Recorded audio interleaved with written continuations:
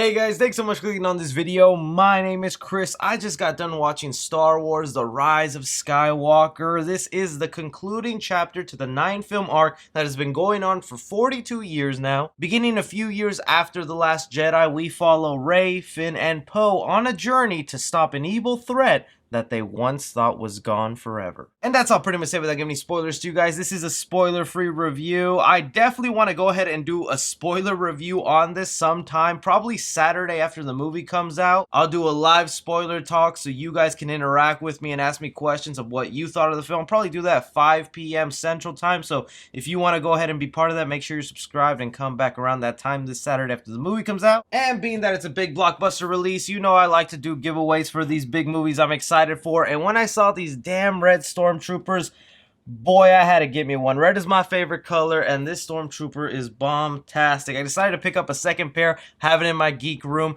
but I'm going to be giving this one away, so if you want to like, subscribe, and comment down below, I'll pick someone at random, have you DM me on Twitter, and I'll send it your way. But straight into the dirty and the nasty, Rise of Skywalker, man.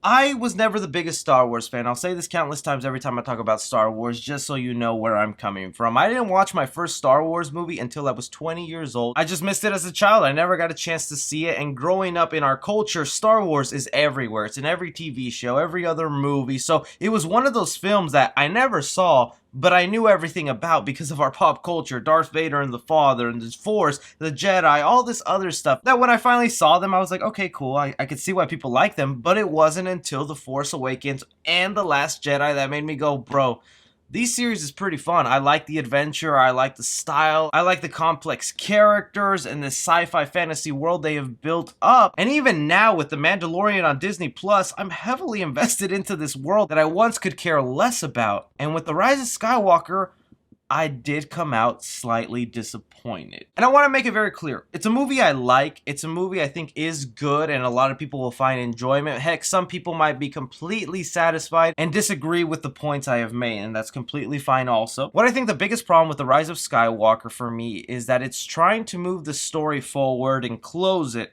while at the same time, all throughout the movie, you're working backwards to retcon everything that The Last Jedi was. I hate to be that kind of guy, but The Rise of Skywalker almost feels like the biggest FU to Rian Johnson and The Last Jedi, because it's no secret online, there is a huge, or not even huge, there is a group of individuals who just hate that movie. They think it's the worst thing that ever happened to Star Wars, and they just happen to be such a loud group of individuals that it could sometimes feel like the whole internet hates The Last Jedi, when I don't believe that at all. I think that movie did a lot for Star Wars, and it changed some of the formulaic plots it had going on. It was bold and risky, but it stuck to those decisions, and it made Star Wars feel fresh, in my opinion. With The Rise of Skywalker, this honestly felt more like a sequel to The Force Awakens just because of how much they ignore in The Last Jedi. I'll get to some of that stuff in a sec, but I want to also make my case for why I still think this is a good movie and an entertaining conclusion. For one, my favorite character throughout this whole new arc had to have been Kylo Ren, or Ben Solo as you would have it. Adam Driver to me is a phenomenal actor. He's a guy who can do no wrong in my opinion, and the arc he goes through from Force Awakens to his concluding chapter in The Rise of Skywalker to me is one of my favorite parts of this new trilogy, and had me thrilled every time he was on screen and what this movie decided to do with his character. The intensity Kylo Ren brings to this movie is unparalleled to the past films he's been in. He is very determined, he has a mission, he will do anything to succeed at that, and watching him all along this way, I was most satisfied with his character conclusion by the end of it. When it comes to Rey, also very nicely done, because as the main protagonist for these 3 movies, she's gone through a lot of ups and downs, and there's still a lot of mystery surrounding her that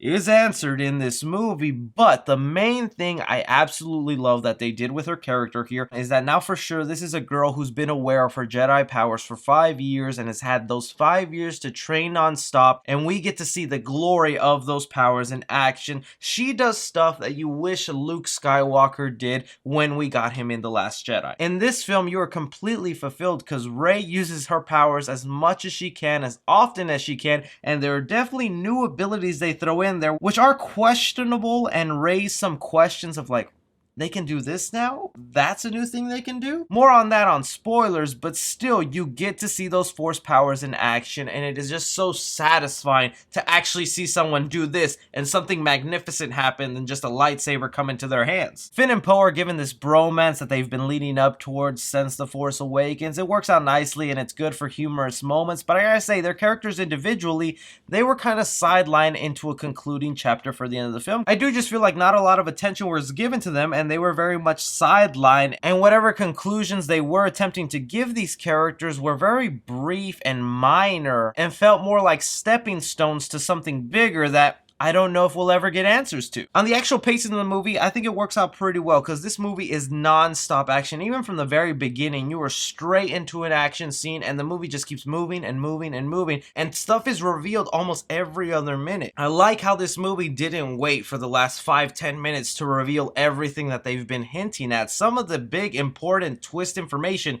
you get in the first act, and then in the middle act, and then in the final act, you get even more information. So it's a constant reveal and enriching the lore of Star Wars as this movie plays along, where you're just not dangled a fish all throughout the film until the very end. The film realizes that this is the end and they have a lot to answer, so they don't hold back on that. And even though some might count this as a negative, I like to see it as a positive. There's tons of fan service in this movie. There's so many things, Easter eggs, and little references and lines that they've repeated over and over that are thrown into this film. And whenever the word fan service is thrown around, people take that as a negative when you're 9 films into a 42-year franchise. If you're not given some sort of loyalty to these fans to appreciate them for coming back all these years, then what are you doing, you know? Of course there's going to be fan service in this. So I think they did it well, and it wasn't distracting, and it was just to show the fans some appreciation because you've stuck around and watched the TV shows, read the comic books, some of the novels, and even the bad movies. There's going to be stuff in there for you to enjoy. And along with that, the way they decide to conclude this chapter, it doesn't feel earned to me. It feels very rushed. Rise of Skywalker to me is a better sequel than it is a finale for this 9-film arc, because they were setting up a lot of stuff in here that they answer by the end,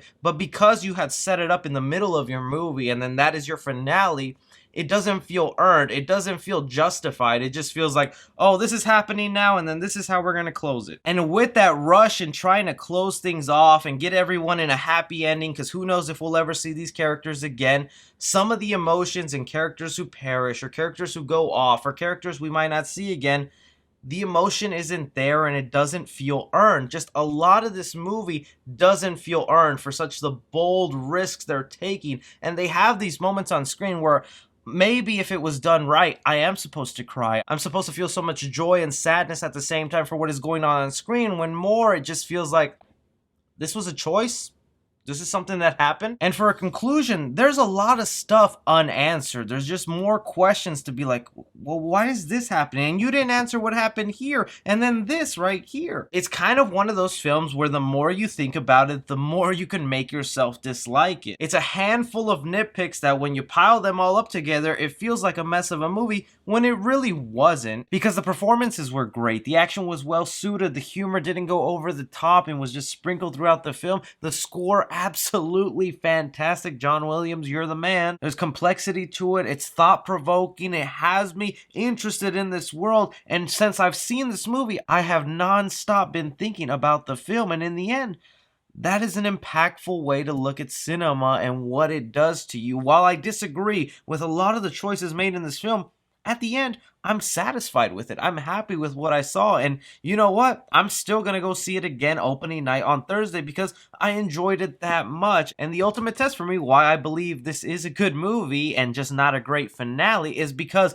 if this was episode 8, if this was the direct sequel to The Force Awakens, and I knew for sure we were getting one more movie to conclude everything that I just saw, I would be so thrilled. I would be like, that movie was fantastic. Oh my God. But because now I know that was the end and that's how they decided to end things, it doesn't feel that great. So it's just the fact that it's a great movie, but it's not a great finale. That's all I'm getting at. So with Star Wars The Rise of Skywalker, I'm going to give action 3.5 stars. I was really pleased with the action on screen. Lots of lightsaber dueling and new Force abilities in action with so much Force being used by Rey. I absolutely love that. Comedy in the movie, I'm going to give it 3 stars. Disney has sort of fallen into this Marvel formulaic humor route where they just throw in humor every other minute, but I didn't think it went over the top and it was just sprinkled in nicely throughout the film. Drama in the movie, I'm going to give it 3.5 stars because with some of the drama choices and characters and mystery behind others and conclusions towards the end where people land on, very complex, very thought-provoking, and even though I don't agree with some of it, it definitely made for very interesting storytelling. Horror in the movie, I'm gonna give it no stars too. It's a Star Wars film, it's a family film, ain't nothing scary in here. Yo, but that Emperor was kind of creepy though, so maybe half a star. And suspense of the film, I am gonna give it 3.5 stars as well because there were a lot of suspenseful moments, and being that it's the ending of the chapter, it's basically anyone could go at any moment and we might never see them again. So for that reason, the stakes did feel very high in this film. Casual fans, I'm gonna give it an A+. Cinephiles, I'm gonna give it a B-, and critically, I'm going to give it a B-.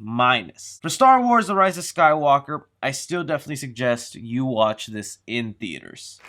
It's a Star Wars movie, of course it's going to be controversial. I just want to remind you guys, formulate your own opinion. Don't let what you read online completely deter you. Make your own opinion once you see it. And once you do, be willing to hear out other people, whether they liked it or dislike it. Because, well, that's the fun of film. So be sure you go ahead and like and subscribe if you want to be in that giveaway. And come back Saturday where I'll do my live spoiler talk. And we can talk everything The Rise of Skywalker. Thank you guys for watching. And as always, I'm Chris.